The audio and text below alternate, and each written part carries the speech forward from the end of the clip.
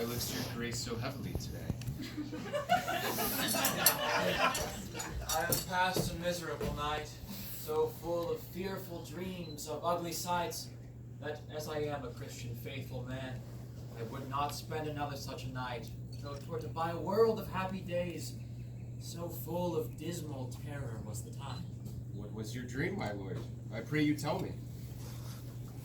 Methought that I had broken from the tower, and was embarked across to Burgundy, and in my company my brother Gloucester, who from my cabin tempted me to walk upon the hatches.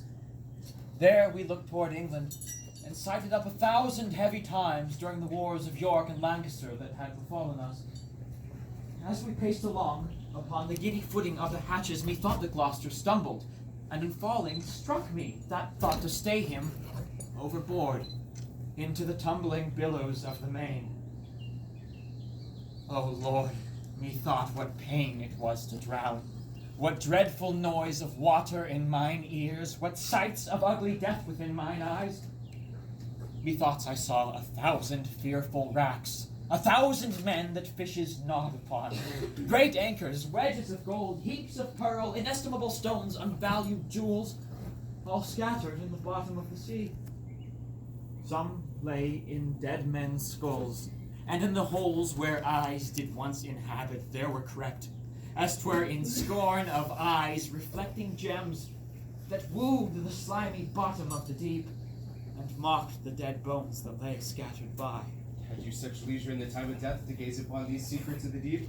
Methought I had, and often did I strive to yield the ghost, but still the envious flood stopped in my soul, and would not let it forth to find the empty, vast, and wandering air, but smothered it within my panting bulk, who almost burst to belch it in the sea. Would you not in this sore agony? No. My dream was lengthened after life. Oh, then began the tempest to my soul.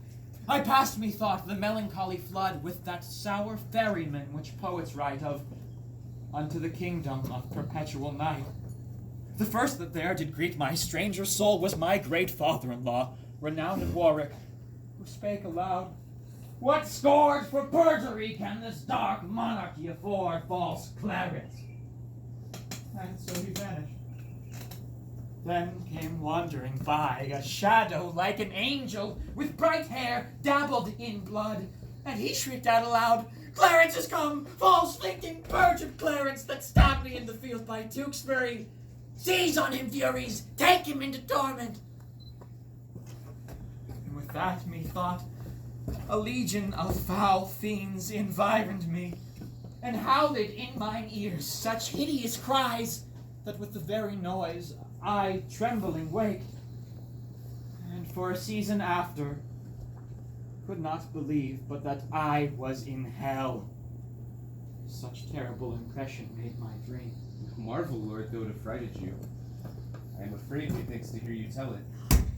Brackenbury, I have done these things that now give evidence against my soul, for Edward's sake, and see how he requites me. O God, if my deep prayers cannot appease thee, but thou wilt be avenged on my misdeeds, yet execute thy wrath in me alone. O spare my guiltless wife and my poor children. Keeper, I prithee, sit by me a while. My soul is heavy, and I fain would sleep. I will, my lord. God give your grace good rest.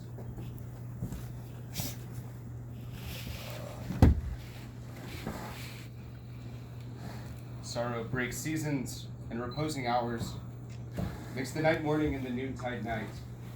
Princes have but their titles for their glories, an outward honor for an inward toil, so that between their titles and low name, there's nothing differs but the outward fame. Ho, who's here? What wouldst thou, fellow? How camest thou hither? I would speak with Clarence, and I came hither on my legs. So brief. 'Tis better, sir, than to be tedious. Let him see our commission and talk to him.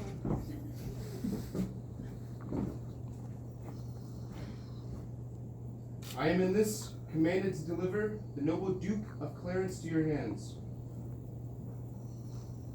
I will not reason what is meant hereby, because I will be guiltless from the meeting. There lies the Duke asleep, and there are the keys. Out to the king and signify to him that thus I have resigned to you my charge. You may, sir. 'Tis a point of wisdom. Fare you well.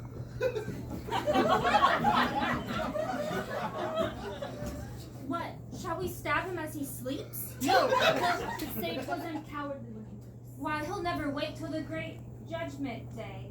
Why then he'll say we stabbed him sleeping. That urging of the word judgment hath bred kind of a remorse in me. What? Not to kill him, having a warrant, but to be damned for killing him, from which no warrant can defend me. I thought that has been resolved. So I am.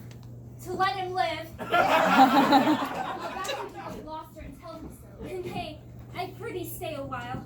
I hope this passionate humor of mine will change. It was wont to hold me but while one tells 20.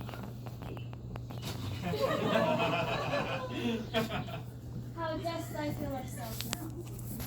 Nay, some certain dreads of conscience are yet within me. Remember our reward when the deed is done? Zoons, he dies. I have not got a reward. Where's thy conscience now? Oh, in the Duke of Gloucester's purse. When he opens his purse to give us our reward, thy conscience flies out. 'Tis no matter, let it go. There's few or none will entertain it. What if it comes to thee again? I'll not meddle with it. It makes a man a coward. A man cannot steal, but it accuseth him. A man cannot swear, but it checks him. A man cannot lie with his neighbor's wife, but it detects him. Make me once for store a purse of gold that by chance I found. Beggars any man that keeps it. And any man that means to live well endeavors to trust to himself and live without it. Zooms, 'tis even now my elbows persuading me not to kill the Duke. Take the devil in thy mind and believe him not. He would insinuate with thee but to make thee sigh. I am strong framed, he cannot prevail with me. Spoken like a tall man that respects thy reputation. Come, shall we fall to work? Take him on the custard with the hilts of thy sword, and then throw him in the mosby butt in the next room. Oh, excellent device, and make a sop of him. Soft he wakes. Strike! No, we'll reason with him. Oh, where art thou, keeper? Give me a cup of wine. You shall have wine enough, my lord. Anon. In God's name, what art thou? A man, as you are. But not as I am royal. Nor you, as we are loyal. How darkly, and how deadly dost thou speak? Who sent you hither? Wherefore do you come? To To murder me? I... You scarcely have the heart to tell me so, and therefore cannot have the hearts to view it. Wherein, my friends, have I offended you? Offended us you have not, but the king. I shall be reconciled to him again. Never, my lord. Therefore prepare to die. Are you drawn forth among a world of men to slay the innocent? What is my offense? Where is the evidence that doth accuse me? To threaten me with death is most unlawful. I charge you, as you hope to have redemption by Christ's dear blood shed for our grievous sins, that you depart and lay no hands on me. The deed you undertake is damnable. What we will do, we do upon command. And he that hath commanded is our king. Erroneous vassals.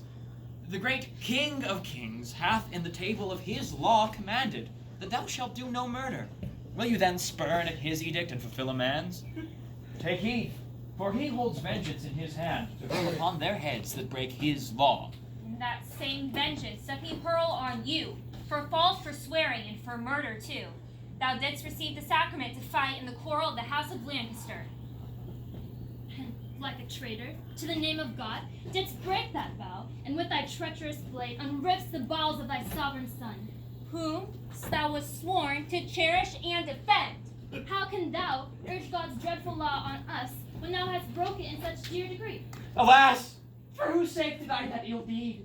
For Edward, for my brother, for his sake. He sends you not to murder me for this, for in that sin he is as deep as I. If you do love my brother, hate not me, for I am his brother, and I love him well.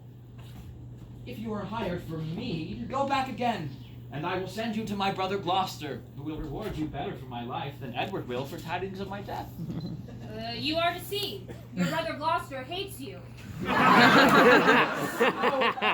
he loves me and he holds me dear. Come, you deceive yourself.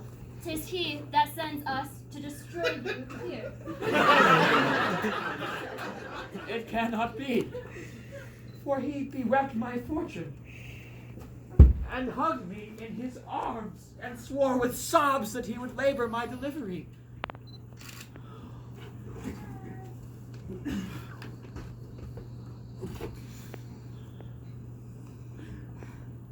Make peace with God, for you must die, my lord.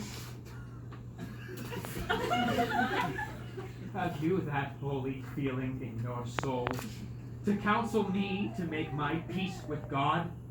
And are you yet to your own soul so blind that you will war with God by murdering me? Oh, sirs, consider. They that set you on to do this deed will hate you for the deed. What shall we do? Relent and save your souls. Relent? No, 'tis cowardly and womanish. Oh, not to relent is beastly, savage, devilish. My friend, I spy some pity in thy looks. Oh, if thine eye be not a flatterer, come thou on my side and entreat for me. Look behind you, my lord. Take that! Oh! And that! All this will not do. I'll drown you in a mulberry butt within.